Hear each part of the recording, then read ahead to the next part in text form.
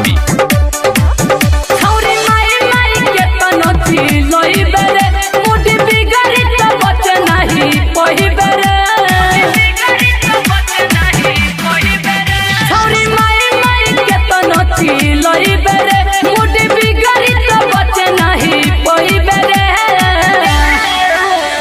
सिंह जी से अखिया रही बेरे बाकी जादो जी के लइका के लही बेरे भले सिंह जी से अखिया रही बेरे बाकी जादो जी के लइका के लही बेरे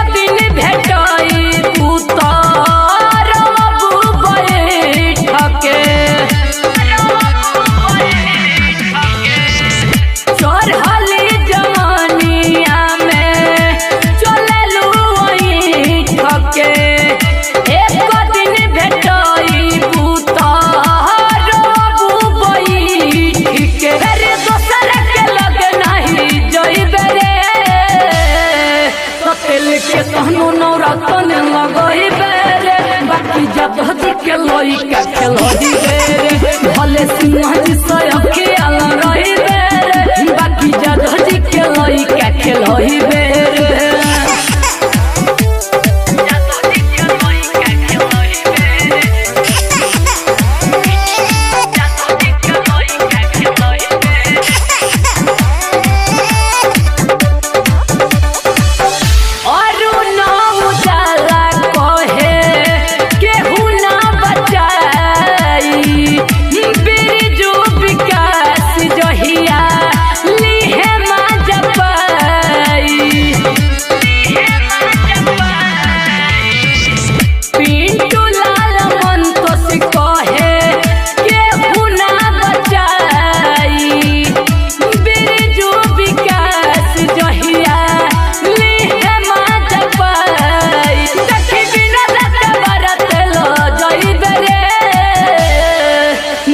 सिंह जी से केतन बतई बेरे बाकी जादो जी के लइका के लही बेरे भले सिंह जी से